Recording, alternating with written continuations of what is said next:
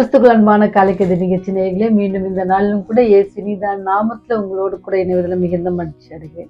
இந்த நாள் நமக்கு வருகிற வாக்குத்தத்தத்தின் செய்தி எங்க அப்படின்னு சொன்னா, சங்கீதம் 86:8. ஆண்டவரே, தேவருக்குள்ளே உமக்கு நிகரும் இல்லை, உம்முடைய கிரிகளுக்கு ஒப்பும் இல்லை அப்படின்னு சொல்லி சொல்லப்படுகிறது. எவ்வளவு ஒரு உண்மையான ஒரு செய்தி பார்த்தீங்களா? தாவீது பக்தன் உணர்ந்து எழுதுகிற ஒரு காரியம் என்ன அப்படின்னு சொன்னா, உமக்கு நிகர் யார் ஆண்டவரே, இந்த உலகத்துல யாருமே உமக்கு நிகரானவர்கள் இல்லை அப்படின்னு சொல்லி எழுதுறாரு. நீங்க பாத்தீங்கன்னு சொன்னா 1678 பாத்தீங்கன்னு சொன்னா அவருடைய எழுத்து நிமித்தமாக அந்த புத்தகம் என்ன செஞ்சுன்னா வெளியிடப்பட்டது. ஏன்னு சொன்னா அந்த புஸ்தகம் வேதாகமத்துக்கு அடுத்தபடியாக அதிகமாக என்னது பிரிண்ட் பண்ணி அநேக மொழிகளில் என்ன செஞ்சிச்சு, அது மொழிபெயர்க்கப்பட்டு விற்கப்பட்ட ஒரு புஸ்தகம். என்ன புஸ்தகம் அப்படின்னு நினைச்சீங்கன்னா, மோட்ச பிரயாணம். அந்த பேரு சொன்னோடனே உங்களுக்கு தெரியும் யாரை பத்தி சொல்றோம் அப்படின்னு சொல்லி. ஜான் பன்னியன் அவர் என்ன சொல்றாரு அப்படின்னு சொன்னா, குற்றவாளிக்கு உள்ள அவரை நிறுத்தி வச்சிருக்காங்க. அப்ப நீதிபதி கேட்கிறாரு, உங்களுக்கு ஒரு வாய்ப்பு தரோம், உங்களை விடுதலை பண்றோம், நீங்க என்ன செய்யுங்க, தேவனை குறித்து எதுவும் பேசக்கூடாது அப்படின்ட்டு சொல்லுவாங்க. அப்படி சொன்ன உடனே அவர் சொல்லுவார், அது எப்படி என்னால முடியும், ஆண்டவரை குறித்து நான் பிரசங்கிக்காமல் போனால் எனக்கு ஐயோ அப்படின்னு சொல்லி அவர் சொல்றாரு. அந்த வார்த்தை நிமித்தம் என்ன செஞ்ச நீதிபதிக்கு ரொம்ப கோவம் என்ன செஞ்சாங்கன்னா, அவங்க எத்தனை வருடம் அப்படின்னு சொன்னா 12 வருடம் சிறைச்சாலையில அடைக்கப்பட்டார். 12 வருடம் சிறைச்சாலை இருக்கும் பொழுது உங்களுக்கே தெரியும், சிறைச்சாலைக்கு நம்மலாம் போனதில்லை, ஆனா நிறைய சரித்திரங்களை வாசிருக்கிறோம், எவ்வளவு கஷ்டப்படுவாங்க, நம்ம பார்த்துருக்கோம், சில டாக்குமெண்ட் எல்லாம் பார்த்துருக்குறோம் இல்லைங்களா, அது எவ்வளவு கஷ்டப்படுத்துவாங்க, கொடுமைப்படுத்துவாங்க, ஆகாரம் சரியா இருக்காது. இதன் மத்தியில எத்தனை வருஷம்னா 12 வருஷம் எவ்வளவு ஜெபம் பண்ணியிருப்பார்ல, ஆண்டவரே எப்படியாவது தலைவர் மனசுல பேசுங்க, எப்படியாவது இந்த சிறைச்சாலை அதிகாரிகள் மனசுல பேசுங்க, எனக்கு விடுதலை கொடுங்க, நான் வெளியே நிறைய ஜெபம் பண்ணியிருப்பாரு. ஆண்டவருடைய ஜெபத்தை கேட்கல, ஆனா ஆண்டவர் ரொம்ப கிருபையா இருந்தாருன்றதுதான் ரொம்ப முக்கியமான ஒரு செய்தியை உங்களுக்கு சொல்றேன். ஒருவேளை அந்த சிறைச்சாலை 12 ஆண்டுகள் அவர் அங்க இருந்த பொழுது, அதுக்கப்புறம் அவர் வெளியே என்ன செய்யறாருச்சுன்னா, தன் கண்ட ஆண்டவர் அவருக்கு வெளிப்படுத்தின காரியத்தை மோட்ச பிரயாணம் என்கின்ற அந்த செய்தியை ரொம்ப அழகா எழுதி அநேகருக்கு தேவனுடைய அன்பை குறித்து அவர் என்ன செஞ்சுன்னா வெளிப்படுத்தினார். நீங்களும் நானும் கூட அநேக வழிகளை வேதாகமத்துல பாத்தீங்கன்னு சொன்னா, எனக்கு இதை பார்த்த உடனே எனக்கு ஞாபகம் இருந்தது பேதுரு. அவங்க எல்லாம் சொல்லுவாங்க, நீங்க இந்த சத்தியத்தை குறித்து ஆண்டவரை குறித்து பேசக்கூடாது, எருசலேமில் பேசக்கூடாதுன்னு அவங்க சொன்னா, அது எப்படி எங்களால முடியும், அது எப்படி எங்களால பேசாமல் இருக்க முடியும், நாங்கள் பெற்ற இந்த ரட்சிப்பை, நாங்கள் பெற்ற இந்த சந்தோஷத்தை எப்படி மற்றவங்களுக்கு சொல்லாமல் இருக்க முடியும்னு சொன்னாங்களே. அதே போலதான் வாழ்க்கையில நீங்க பாத்தீங்கன்னா, அநேகர் தேவனுக்காக ஆண்டவருடைய பிள்ளைகள் என்ன செய்வாங்க அப்படின்னு சொன்னா, தேவனுடைய சீஷர்களே பாத்தீங்கன்னு சொன்னா, அவங்களுடைய வாழ்க்கையில ஒவ்வொரு காலகட்டங்களிலும் பாத்தீங்கன்னா அநேக பிரச்சனை மத்தியில போவாங்க. ஆனா அவங்களுக்கு ஆண்டவர் அவர்கள் மூலமாக பெரிய அதிசயங்களையும் அற்புதங்களையும் செய்வாரு. ஒரே நாள்ல 3000 பேர் என்ன செய்வாங்க, ஆண்டவரை ஏற்றுக்கொள்வாங்க. பேசுகிறது பேதுரு நடக்கும் பொழுது அநேகர் என்ன செய்வாங்கன்னா, அவர் பின்தொடர்ந்து வந்தாங்க. ஏன்னா ஆண்டவருடைய சத்தியத்தை கேட்பாங்க. அவ்வளவு இதுவாக என்ன செஞ்சாங்கன்னா, உற்சாகமாக செஞ்சாங்க. எதன் மத்தியில அவங்களுக்கு பிரச்சனை வரும், பிரச்சனை மத்தியிலும் கஷ்டத்தின் மத்தியிலும் ஆண்டவரை மறவாமல் அவங்க பெற்றுக்கொண்ட சந்தோஷத்தை மற்றவர்களோட என்ன செஞ்சாங்க, அவங்க ஷேர் பண்ணிக்கிட்டாங்க. நீங்க இன்னொரு பாத்தீங்கன்னா கூட, நீங்க ஆண்டவருடைய சிஷ்யர்ல ஒருத்தர பாத்தீங்கன்னு சொன்னா, யோவான் அவர் பத்மி என்ற தீவுல கொண்டு போய் விட்டுருவாங்க. ஆண்டவர் அவரது மகனுக்கு என்ன செய்வாரு, வெளிப்படுவாரு. வெளிப்பட்டு என்ன செய்வாரு, பெரிய வருங்கால காரியங்களை அவருக்கு வெளிப்படுத்துவார். நம்ம கஷ்டத்தின் மத்தியிலும் துன்பத்தின் மத்தியிலும் ஆண்டவரை நம்பி இருக்கும் பொழுது ஆண்டவர் நம்ம எப்படி நடத்துறாரு, ஒருவேளை பிரச்சனையிலிருந்து உடனே நம்ம வெளியே வராவிட்டாலும் கூட அவர் பரலோகத்தின் ரகசியங்களை என்ன செய்யறாரு, வெளிப்படுத்தி இருக்கிறார்.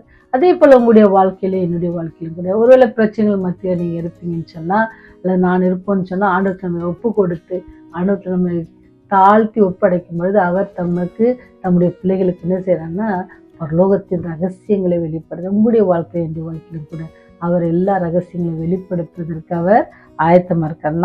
நீங்களும் நான் என்ன செய்யலாம், ஆண்டவரத்துல நம்முடைய உறவு எப்படி இருக்கணும்னு சொன்னா, ரொம்ப ஐக்கியமான உறவாக இருக்கணும் அப்படின்ட்டு சொல்லப்படுகிறது. யோபுவின் வாழ்க்கையில பாத்தீங்கன்னு சொன்னா, எவ்வளவு பிரச்சனையின் மத்தியிலையும் அவர் ஆண்டவருடைய நாமத்தை என்ன செய்வார், உயர்த்தி சொல்வாரு. அவர் சொல்வார், அவர் என்னுடைய தீபமா இருக்கிறார், அவரே எனக்கு வெளிச்சம், என்னுடைய பாதையில இருட்டா இருந்துச்சு, அவர் என்ன செய்வார், எனக்கு பாதைக்கு வெளிச்சமாக வருவார் அப்படின்னு சொல்லி அவருடைய வாழ்க்கையில அவர் என்ன செய்யறாரு சொல்றாரு. அந்தமான ஒரு உறுதியான ஒரு நம்பிக்கை ஏன்னா நம்முடைய பிரயாணம் இந்த உலகத்துக்கான பிரயாணம் இல்லை. நம்ம என்னது பரலோகத்தை நோக்கி போகிறோம். அந்த பாதை எப்படி இருக்கும்னு சொன்னா அது கரடு முரடான பாதை, அது குறுகிய பாதை, ரொம்ப விசாலமான பாதையில நம்ம செல்றது இல்லை. அப்ப அநேக கஷ்டங்கள் இருக்கும். ஆனால் அதுல எல்லாம் என்ன செய்யணுமா, நம்ம தாண்டி போகணும். அது பொறுமையோட போகணும். ஆண்டோடைய கிருபியை பெற்றுக்கொண்டு, ஆண்டோடைய தயவை பெற்றுக்கொண்டு நம்ம போவோம் அப்படின்னு சொன்னா நம்முடைய பிரயாணம் எப்படி இருக்கும்னா அது கண்டிப்பா என்னது சேர வேண்டிய இடத்துல போய் சேரும். அது சேரும் பொழுது என்ன இப்படி இருக்கும், அது ரொம்ப நமக்கு சந்தோஷத்தை அது தரும். அது எப்படி இருக்கும்னு சொன்னா நம்ம மனசுல நம்ம நினைத்து பார்க்க முடியாத சந்தோஷத்தை அது நமக்கு தரும். அப்பேற்பட்ட வாழ்க்கையை தான் நீங்களும் நானும் பெற்றுக்கொள்ளணும்னு சொல்லி ஆண்டவர் ஒவ்வொரு நாளும் நம்ம செய்கிற பாவங்கள், நம்ம செய்கிற தவறுகள் எல்லாவற்றையும் மன்னித்து உங்களையும் என்னையும் நேசித்து எப்படியாச்சும் இந்த பிள்ளைகளை என்னோடு கூட நான் சேர்த்து கொள்ளணும் அப்படின்னு சொல்லி அவர் ஆசைப்படுறார். அதனால அநேக காரியங்கள் என்ன செஞ்சிருக்காருன்னா வேதாகமத்தில் நமக்கு கொடுத்து வச்சிருக்காங்க. அப்ப நம்ம அதை ஒவ்வொரு நாளும் வாசித்து தேவன் நமக்கு கொடுத்திருக்கிற அந்த கிருபையை நினைத்து அவர் நமக்கு பாராட்டின மிகுந்த அன்பையும் தயவையும் நம்ம ஒரு நாளும் மறந்துடாதபடிக்கு நம்முடைய மோட்ச பிரயாணம், நம்முடைய வாழ்க்கையில பரலோக பிரயாணத்துக்காக நம்ம ஒவ்வொரு நாளும் முயற்சிக்கும் பொழுது சாத்தான் எப்படி தேவ பிள்ளைகளை சோதித்தானோ, சாத்தான் எப்படி தேவ பிள்ளைகளை கஷ்டத்தின் மத்தியில நடத்தினானோ, அதற்கு மத்தியிலும் தேவ பிள்ளைகள் எப்படி எப்படி பிரகாசமான வாழ்க்கையை வாழ்ந்தாங்க, அல்லது மகிழ்ச்சியான வாழ்க்கையை வாழ்ந்தாங்க, ஒரு மகிழ்ச்சியான அல்லது வெற்றியான ஒரு முடிவை கண்டார்கள் அப்படின்னு பார்த்துருக்கோம்ல. அந்த முடிவை நீங்களும் நானும் வெற்றியாக காணணும் அப்படின்னு சொன்னா நீங்களும் நானும் அவரை எப்படி பற்றி கொள்ளணும், உறுதியாய் பற்றி கொள்வோம். அப்படி பற்றி கொள்ளும் பொழுது அவர் என்னது, அவர் மற்ற மாதிரி இல்லை. அவர் என்ன செஞ்ச, உலகத்துல தேவருக்குள்ள உமக்கு நிகரும் இல்லை, உமக்கு ஒப்பும் இல்லாத தேவன். இந்த உலகத்துல யாருமே செய்ய முடியாத காரியங்களை செய்ய வல்லவரா இருக்கிறார்.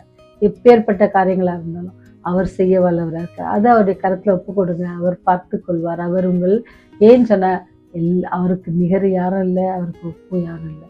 அப்படி இருக்கும் பொழுது அப்பேற்பட்ட தெய்வத்தை நம்ம வச்சிருக்கும் போது நம்ம ஏன் பயப்படணும், நம்ம ஏன் கலங்கணும், நம்ம ஏன் திகைத்து போயிட்டு இருக்கணும்? அப்படி இல்லாதபடிக்கு எப்படி தேவ பிள்ளைகள்லாம் தொடர்ந்து ஆண்டவருக்காக ஜீவித்தாங்களோ அதே போல நாம ஜீவிப்போமா, செய்வோம். கிருபையில் ஐஸ்வரமுள்ள தகப்பனே, இரக்கத்தின் அதிபதியே, மே நோக்கி அப்பா பிதாவை அழைக்கும்படியான கொடுத்த பெரிய கிருபைக்காக நன்றி செலுத்துகிறோம். நல்ல நித்திரை தந்து இன்னொரு நாளையும் கூட எங்கள் வாழ்க்கையிலே நாங்கள் வாழ்வதற்கு நீர் கொடுத்திருக்கிற இந்த கிருபைக்காக நன்றி செலுத்துகிறோம். இந்த நாளிலும் கூட ஆண்டவரே, தேவ பிள்ளைகள் எப்படி உண்மை பற்றி கொண்டார்களோ அதே போல நாங்களும் உண்மை எல்லா சூழலிலும் பற்றி கொண்டு உமக்காக ஜீவிக்க எங்களுக்கு உதவி செய்யுங்க. அதுக்கு தடையா இருக்கிற எல்லா பாவங்கள் குற்றங்கள் எல்லாவற்றையும் ஒரு விசைக்குள்ள நீங்கள் மன்னித்தாண்டவரே. இந்த செய்தி கேட்கிற ஒவ்வொரு பிள்ளைகளையும் நீங்கள் பாதுகாத்து கொள்ளுங்க, வழி நடத்துங்க, அவருடைய தேவைகளை சந்தித்தள்ளுங்க. நீர் எல்லாவற்றையும் செய்ய வல்லவர் ஆண்டவரே. உமக்கு நிகரானவர் யாரும் இல்லை, உமக்கு ஒப்பாக பேசுவதற்கு இந்த உலகத்துல யாரும் இல்லை கர்த்தாவே. நீர் ஒருவரே அதிசயங்களை செய்கிறவர் ஆண்டவரே. நீர் ஒருவரே ஆண்டவரே எல்லாரையும் நேசிக்கிற கர்த்தர் சுவாமி. ஒரு நாளும் கைவிடாத தேவன் ஆண்டவரே. உண்மை நம்புகிறவர்கள் மேல் எப்பொழுதும் இரக்கம் வைத்து அவர்களை பாதுகாத்து பராமரித்துவதற்காக நன்றி செய்கிறேன். இந்த நாளிலும் கூட விசேஷமாக வயதானவர்களுக்காக செபிக்கிறோம் ஆண்டவரே. அவளோடு கரம் இருந்தவர்களை வழி நடத்த அவருடைய தேவைகளை சந்தித்தள்ளுங்க, சமாதானத்தை கட்டளையிடுங்க.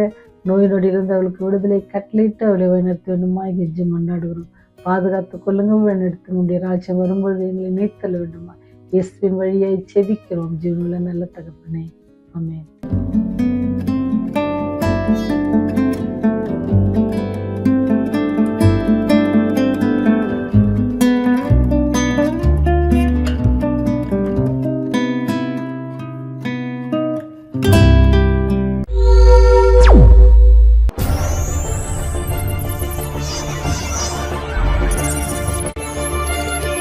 நீங்கள் பார்த்துக் கொண்டிருப்பது உங்கள் ரிவைவல் டிவி.